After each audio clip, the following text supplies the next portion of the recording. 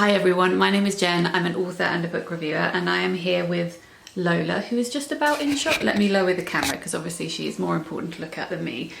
She's very cross because I've decided to sit down on her favourite chair, and how dare I, quite frankly, but I thought I would start filming a new reading vlog today, and I have been meaning to do this one for quite a while now, and this is me reading your favourite books. So a month or so ago on Instagram, I put a questions box on a story and I said, what is your favourite book? Now, I didn't say, what book do you love, do you think I would love? It was just, what is your favourite book?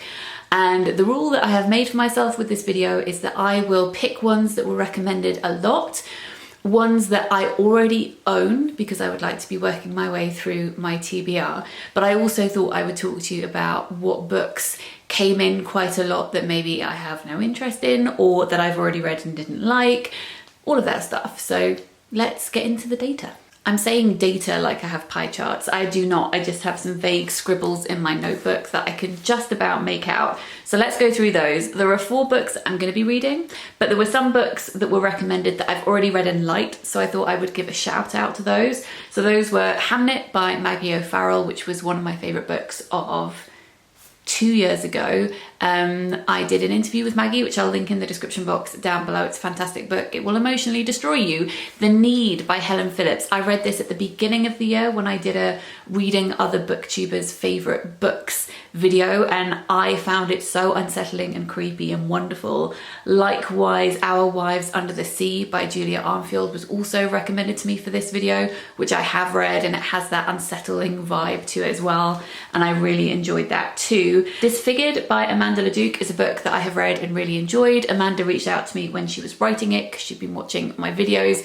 We're both disabled women who write about the history of fairy tales, so our lives do cross. Secret Lives of Church Ladies by Disha Filyar is one of the best short story collections I've ever read. I think that they are turning it into a mini series with Tessa Thompson, which I am excited about.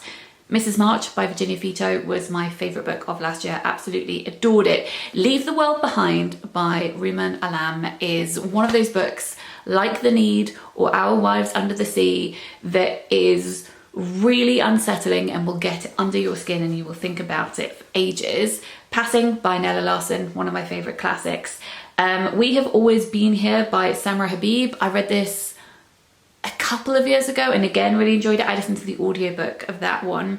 How to Breathe Underwater by Julie Oringer is again one of my favourite short story collections. If you like Sarah Moss, then you will really enjoy this short story collection. And finally, Boy Parts by Eliza Clark was also one that I read and loved and was one of my favourite books of the last year. I recommend the audiobook because Eliza narrates it herself and she is brilliant at it. It's slightly violent, about a woman who's trying to get her revenge on men in general through art, ? Then there were some books that were suggested that I have read and really didn't like, so let's just quickly push those to one side. And no hate if these are your favourite books, that's absolutely fine. I just didn't happen to like them. So there's A Little Life by Hanya Yanagihara. I think I've spoken about that enough over the years. Before the Coffee Gets Cold, I am envious of other people's enjoyment of this book because I just didn't like it. I found it really flat and I couldn't get emotionally invested. Am I dead inside is my question. I don't know. The Island of Missing Trees by Leif Shafak. I think maybe similarities with these books is they are books that I felt emotionally manipulated by, or felt as though they were trying to overtly emotionally manipulate me. Obviously, I want to be emotionally affected by the books that I'm reading, but I don't want to feel like I'm being hit over the head with it, and that's kind of how I felt about those 3 books. Stoner by John Williams. Why does everybody love this book? Why? It is a snore fest. I absolutely cannot stand that book. Mad Woman's Ball, I just found that one quite clumsy. I read it last year and didn't like it. And then The Overstory, again, one I would really love to enjoy, but just can't really get myself into. So that's more a case of we haven't sparked with each other as opposed to I read it and did not enjoy it. Then there were some books that were recommended that I don't really have an interest in reading for one reason or another, and those included To Paradise by Hannah Yanagihara because reasons, Devotion by Hannah Kent. I read Burial Rites and it just wasn't my cup of tea, so I've never been that excited to pick up anything else of hers, apart from I did read the beginning of her novel, which was about changelings, and I didn't enjoy that one either. Where the Crawdads Sing, I have no interest in reading that book. And The Seven Husbands of Evelyn Hugo, again, it has never appealed for one reason or another. But that leaves us with books that either I didn't own or books that I'd never heard of, and I made a separate list of those, and I may do another reading vlog in the future where I read some books from that list. But then we were left with books that I already owned that I did have a strong interest in reading, and there are 4 of them, and that is what we are going to be reading in this video. So we have 2 novels and 2 non-fiction books. I'm not going to go into details of the blurbs here because I'm going to be reading them and talking to you about them, but we have Woman Eating by Claire Kohda, which is a novel about a woman who has the compulsion to drink people's blood, I believe. Then we have The Offing by Benjamin Myers. This one has been sitting on my shelf for so long. It's set on the Northeast Coast, and I'm from the Northeast and I love the Northeast Coast, and I think it's about a friendship between a man and an older woman, and the man is going on a journey up the coast walking. I also love walking. Heard beautiful things about this.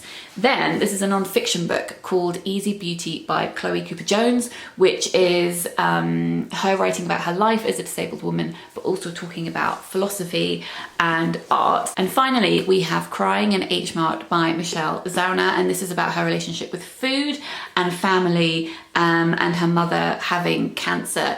I bought this never having listened to, or at least never knowingly having listened to, Japanese Breakfast. I feel like I need to acquaint myself with her music, maybe whilst reading this book. So those are the 4 books that were recommended to me the most when I asked for what your favourite books were, that I also wanted to read and owned and were on my shelf. So thank you for helping me whittle down my TBR. And even if your suggestion was not one of these books, I thank you for participating. It's always fun to see where our tastes align and where they do not. And I don't know, I just like looking at all of that stuff. So I am gonna crack on with reading. In this reading vlog, as usual, I will take you on some walks, show you what I'm cooking, all of that stuff. This video is also very kindly sponsored by Serious Readers, and we'll talk about that later. For now, I'm gonna start reading. I will check in with you when I have thoughts to share.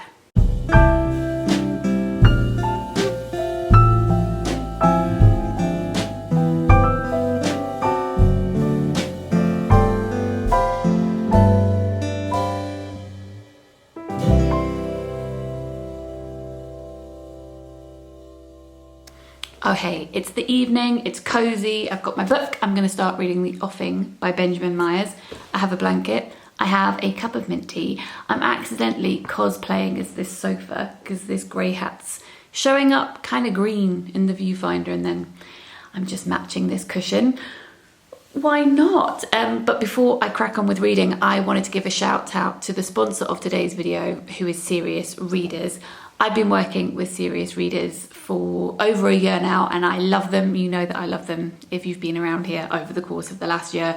They make the best reading lights. In fact, I'm slightly backlit by one of them right now. I'll do a cutaway so you can see it. This is one of their high definition lights. It's a floor lamp. Mine is corded, but they also come wireless. You can also change the color when you're placing an order if you want to. But the thing that's important about it for me is that the light replicates daylight. They have something that they have invented called daylight wavelength technology, and it's just brilliant. It means that I can read more comfortably for longer, and as you know, I have issues with my eyesight relating to my disability. You don't need to have issues with your eyesight to have a good reading light, but for me personally, it has just made me feel much more comfortable when I'm reading, especially at the moment with darkness creeping into our evenings earlier and earlier. And the other week, when I filmed a reading vlog when I was away on holiday in the New Forest for a week, I didn't have this light with me, and I noticed a very big difference when it came to reading. So shout out to them for making great products. I have a link which I'll put at the top of the description box down below, and if you use my code JEN17, then you can get a free compact light which I have sitting on my bedside table. It's It's great for reading in bed. Worth £150, so a free one of those with any purchase of a lamp in the Serious Lights range. It also includes free international delivery as well. So if you would like to go check them out, link is in the description box down below. I am gonna read some of this and drink my tea and have a lovely time. And I will check in with you when I have thoughts to share on this book. Thank you to serious readers.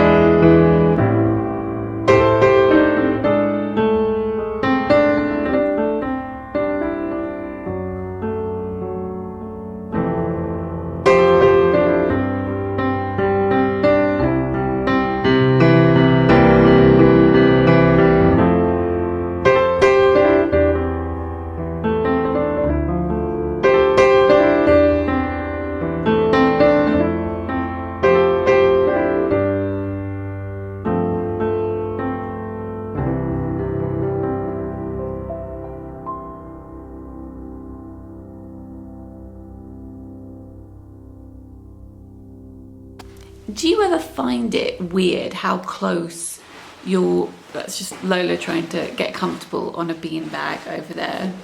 Oh no, you're coming here? What are you doing? Come here then. All right. Do you find this problem, Lola? Do you have this problem in the books that you read? Do you ever find it weird how close your perfect kind of book and all of the stylistic choices a writer makes, how close that can be to being pushed over to the edge into territory of writing that gets on your nerves? Well, I'm having that with The Offing by Benjamin Myers to such an extent that I think I'm going to stop reading it, which I know means we're not off to a great start, but we've still got 3 other books to tackle and I'm feeling good about the other ones. I was feeling good about this one, and I've also realised that the title is embossed so that it has texture like a rock or a cliff, which is very cool. Anyway, I really love atmospheric, rich writing. I also love writing that plays around with like half rhymes, prose writing that does that. And this does that. Let me find you a little example. It says, below them the fields ran all the way to the opaline sea, over which there perilously perched a huddled cluster of houses jiggered together in the cleft of the land. Between them and the water, a narrow sweep of glittering sand, a bronze band. Now, I like that rhythmically. Perhaps a little bit too much, and then over the page, definitely too much for my personal taste. The sun was a brilliant bright disk of shimmering white over a scumbled scape, and I understood perhaps for the first time what it was that made men wish to pick up a paintbrush or compose a verse, an impulse to capture the pulse-quickening sensation this nowness evoked by a vista as breathtaking as it was unexpected. Art was an attempt to preserve the amber of the moment. There are things in that sentence that I really like, and then I think it's verging into that earnestness that feels a bit fake to me. It feels very performative, and I don't love it. So the writing style and I, we're just not friends, and that's fine. So I'm gonna pass that one on to someone else. And I thought, you can't see what I'm doing, I've got my laptop here. I thought I would check out the audiobooks of the other 3 to see what the narrators sound like, and then we can pick an audiobook for me to move on to next, because I would like to go on some autumn stomps, you know that I do. In fact, I have a very specific one in mind for tomorrow. All right, let's find these audiobooks. Let me put the computer up here. Okay, so let's see. Easy Beauty. See what that sounds like. Is inaccessible to me now, but I know I can have something like it if I stay quiet, let the men talk. I can sit through their conversation from a remove. It won't last forever. can't say I was immediately drawn in by that, by the narrator. I mean, I obviously want to read the book. Let's see, Crying in H Mart. That was narrated by Chloe Cooper Jones herself, and then Crying in H Mart is also narrated by the author Michelle Zauner. My childhood, a happier time when Mom was there, and we'd crunch away on the styrofoam-like discs after school, splitting them like packing peanuts that dissolved like sugar on our tongues. I like the sound of that one more. And then finally, Woman Eating by Claire Kohda. Now this one is read by Katie Leung, and I love non-fiction books read by the author, but I also very much respect the art form of performing audiobooks as a job. So this is Katie Leung reading Woman Eating. Can you hear the rain? Ben's looking at one of the pieces of paper he is holding. Bills are on top, but they're cheap. Payment is due on the 28th of every month. I can leave this with you if you decide to take the room. He holds the piece of paper up to show me. I like the sound of that one. It sounds like she's doing some good voices in this book. So I think I'm going to go for Woman Eating, but I may also listen to Crying in H Mart later, but we'll see how I get on with Woman Eating. So tomorrow I would like to go on a lunchtime walk to a park that has my favourite maple tree. Is it weird to have a favourite maple tree? It's a couple of hours round walk, so I'm going to take that in the middle of the day and then work later into the evening. So I will take you on that journey with me tomorrow, and then we can listen to, well, I can listen to Woman Eating by Claire Kohda and tell you what I think of it. So I'll see you tomorrow.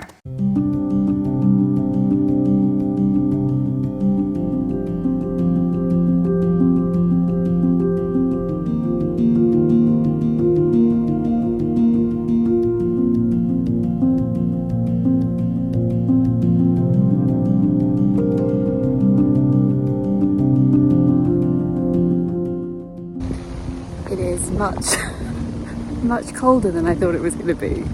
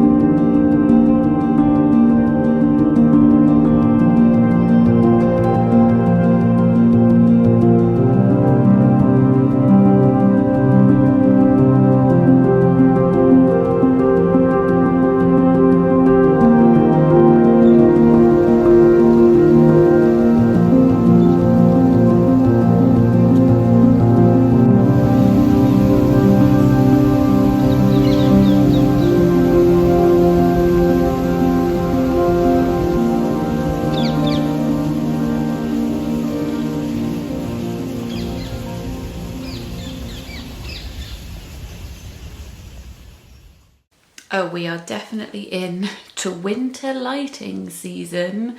Yeah, the leaves had gone on the maple. You probably saw that. If you didn't, this was the tree that was supposed to be very beautiful.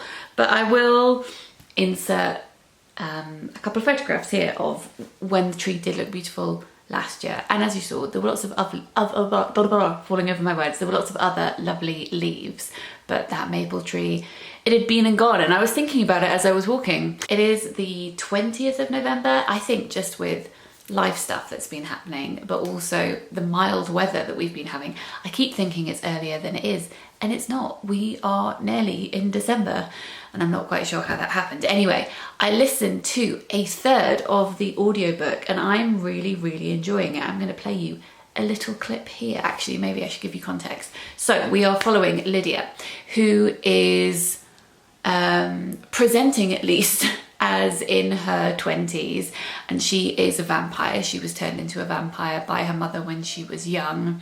Her mother has just gone into a home. Doctors think she has dementia, but Lydia doesn't think that she can really have that as a vampire.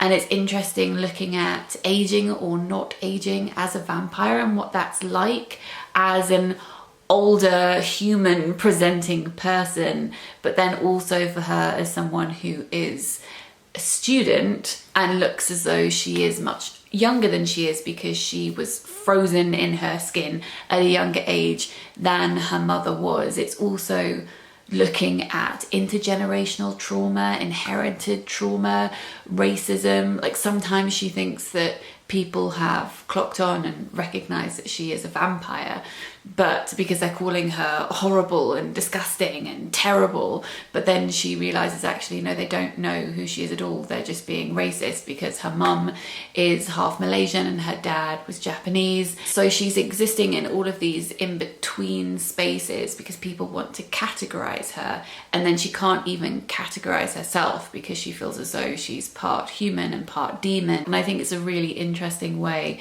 to use vampire folklore. I have never read a book that uses it to discuss racism in this way, and I think that that is really, really fascinating. She, as I said, feels like she's in all of these in-between spaces, that she's not really a girl, she's not really a woman, she's not really a human, she's not really a vampire. And then when it comes to race, all the people around her, you know, keep asking like, where are you from? And she can't seem to come up with an answer that satisfies them in the way that they would like. So let me find you a little audio clip because Katie Lung reads this book so brilliantly. My mum looks up, but not into my face. She looks at my reflection in the mirror. "Hello," she says in a voice she never used while I was growing up, but which she has often been speaking in since she had her dentures fitted. It was like a new personality with its own voice had come with those teeth. It's different to the voice that surfaces during episodes in which my mum relives moments from her past, the voice that slips into Malay sometimes. It's the voice of the human she wishes she was, I think. It's very gentle, and her accent is quite posh and very British. So yeah, I'm really, really loving it. It's a lot to do with performance. Lydia herself has got an internship working at an art gallery, and when someone asks her if she's an artist, she says, well, I'm not really an artist yet. I am aspiring to be an artist. So again, existing in all of these in-between spaces. So I'm gonna keep on listening to that, but I need to get back to my desk and to work now. I am working on an event that I'm doing with the British Library early next year, and then I'm also working on some workshops, writing workshops that I'm running towards the end of this year, which I'll link in the description box down below. If you would like to take part in those, you're very welcome. If there are spaces left, you can find out details in the description box down below. So I'm going to crack on with that, and I will check in with you later.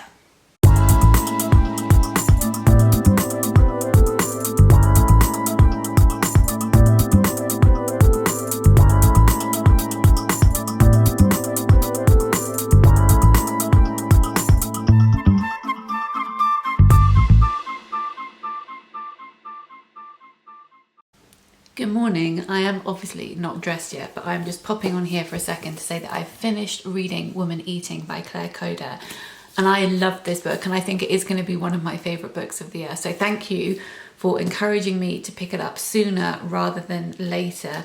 I know I talked about it a lot in the last clip, so I don't have a huge amount to add here, except that one thing that I really loved on top of the things that I talked about in the last clip is how this book looks at power and preying on other people. There's a lot of discussion kind of in the background at first and then getting ever closer about men preying on women in society, and how our main character Lydia has the power to prey on them, and she's doing her best to hold herself back. She can prey on not just men, but on anyone. She could consume people, she could tear them apart. She has all of this strength, and it terrifies her. And then she watches these human men walking around with this different kind of strength, which many of them constantly abuse. And I really liked how those things mirrored each other and the conversation that generated in this book. I thought it was brilliant. I loved it, and I would definitely recommend the audiobook too, because as I said in the last clip, Katie Lung does an amazing job, and I'm definitely going to check out other audiobooks that she's narrated. I don't think I've ever listened to anything that she has read before. I've obviously seen her in things as an actress, but hadn't read or listened to her reading before, and it was a delight. So that was great. Would recommend that to you if you were not someone who also recommended this to me first. And now I'm going to pick up Easy Beauty by Chloe Cooper Jones, which I'm reading in physical form, and I'll come back and talk to you about that later.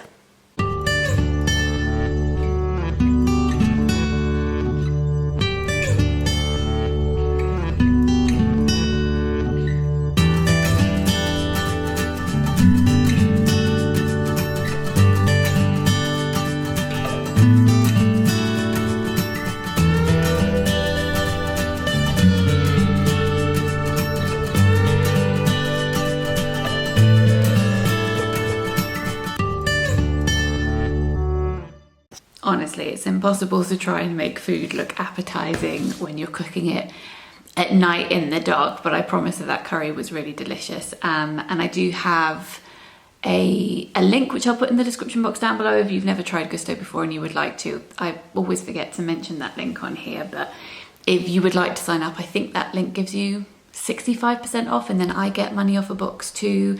We've been using Gusto for, I was going to say 5 years, but I think it's more than 5 years now. I think maybe 6. But we get them pretty much every single week, and they're just great. Yummy recipes, all the ingredients delivered to your door. Love it. Anyway, if you're interested, link is in the description box down below. But I'm here to talk to you about Easy Beauty by Chloe Cooper Jones, which I have read. I don't know why I said that with such a dramatic pause. I have read this book. So this is a non-fiction book, and we open with Chloe being in a bar with two friends, I want to say friends, two people that she works with, who are talking about whether or not her life is worth living and whether or not she should exist or would exist in an ideal world as a disabled person. And then we follow her as she's on a trip in Europe on a quest to find beauty, really. She's going to lots of different places where there is natural beauty or there are sculptures. She's talking about philosophy and art. What is the meaning of beauty, and lots of existential questions and all of that. The beginning part of the book is quite heavy on the art and philosophy chat, which on the whole I don't mind, but I definitely preferred this book when she was talking about herself. And if I can bring this book back to me for a second.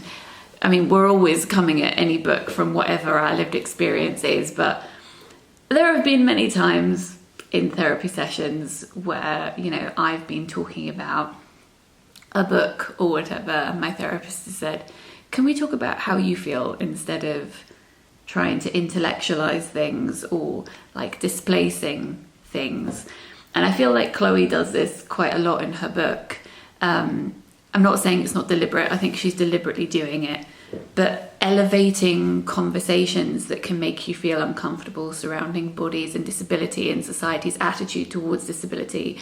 And I think that it is interesting to do that, and I think it is valid and thought-provoking. And I know that I am projecting when I am saying this, so let me just hold in my hands and say I am guilty. I am completely 100% projecting when I'm reading this book. There are parts of this book where I feel as though she deviates from talking about herself and instead talks about art and philosophy, because she feels as though that is steadier ground. It's something that is less vulnerable. It's a displacement. It's a parallel discussion. That's what this book is. I mean, it is the point of this book too. So it feels a bit strange to say, I wish that happened less. But maybe just selfishly from an emotional point of view as a fellow disabled person, even though our disabilities are very, very different, I wanted to exist in that vulnerable space with her. And that's selfish of me as a reader. But those were just my thoughts as I was reading this book. I think there is an irony to this book, a deliberate irony. Chloe writes about her dad, who left her and her mum a few weeks after she was born. And he's appeared back in her life at various different points, sending her messages. He's very emotionally manipulative, and she cares about him deeply, and she admires him a lot in a similar way to her admiration of ancient white dudes in philosophy. You know, she has this admiration for these distant men who she doesn't have a relationship with, or perhaps doesn't have the relationship with them that she ideally would love to have. And she is chasing these philosophers around Europe on her own and leaving her family behind. In order to do that, she has a kid and she has a husband. And then she's talking about how her dad used to leave her and her mum to travel and go and find himself, and how painful that was. And she can recognize that there are similarities in their behavior, and she's watching herself do it. I thought in that respect it was very honest, and it was slightly awkward to read. She hasn't tried to idealize herself as a person or anybody else in this book either, and I appreciated that very much. I think my favourite scene in this book is when she's covering a film festival and she goes to an event where Peter Dinklage is being given an award because he's been the most searched for person on IMDb this year. And she is the only other disabled person at that event. And she is of a similar height to Peter, though their disability is different. And people keep thinking they must be related. So they talk to her, asking her if she knows Peter or how she knows him. And she's like, well, I'm a journalist, I don't know him. And she goes to the bar and the barman can't see her. And people have to say, oh, there's someone here who wants to be served. And the barman peers over and is like, oh, sorry, didn't see you there, little lady. And then later she's watching Peter Dinklage and he goes to the bar and the bartender doesn't see him either. And someone has to say, no, there's someone here and they would like you to serve them, please. And she acknowledges that even though they're coming to this event from a very different place, he's super famous and she is not. They still get the same treatment when it comes to that. And then Peter comes over to her and says hello and asks what her name is, and she said, oh, I'm Chloe, and he says, oh, that's a beautiful name. And that's the only interaction that they have. But there's this moment where they look at each other and they're like, yeah, we're both in this room as disabled people and we understand it. And this meeting, this passing exchange, and it was filled with a lot. It felt very, very weighted. And there were quite a few moments like that in the book, which I thought were wonderful. I enjoyed this book a lot. I find it difficult to read in places. There's a lot of discussion about ethics of disability and pregnancy and motherhood. And I found that hard to read, but I was supposed to find that hard to read. Obviously, at the moment, in my circumstances, I'm finding that particularly difficult to read. I'm glad that I have read it though.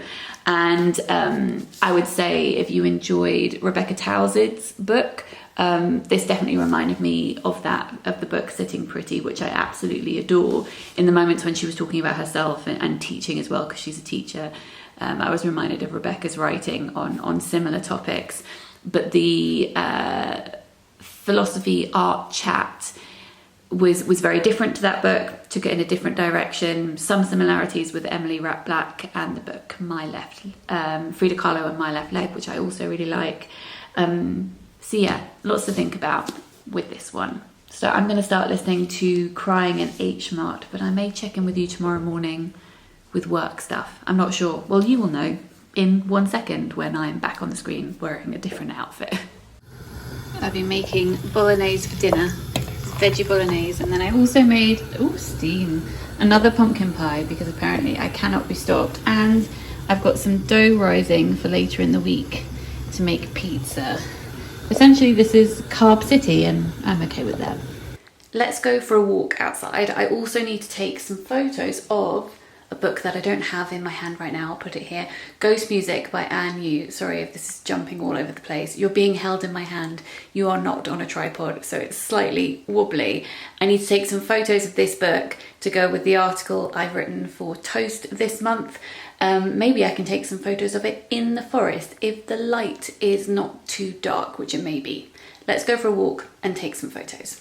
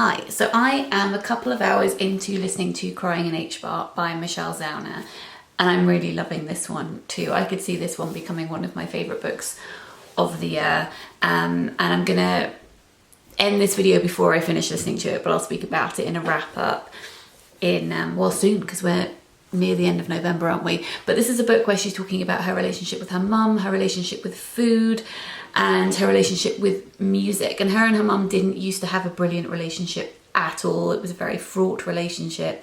And then when her mum got cancer, they reconnected. It wasn't as if they'd fallen out entirely before that point, but they weren't at that place where they could live together, you know what I mean? And they were forced into that situation in the sense that they wanted to be close to each other, but it's how do you navigate all of this history with someone, and how do you, in Michelle's case, cook food for her, like care for her in the way that she's cooked food for you when you've never been that type of person. So she doesn't know how to make all the Korean food that her mum used to make for her, but she wants to learn, she wants to try, and her conversations about food and the description of food in the supermarket is just so wonderful. It will also make you really, really hungry. Talking about all of these different dishes reminds me of when I watch Jen Im's What I Eat in a Day videos, and she's making all this amazing Korean food, and actually that links in with Woman Eating by Claire Kohda, because part of this has Lydia, the main character who can't eat human food, looking at What I Eat in a Day videos on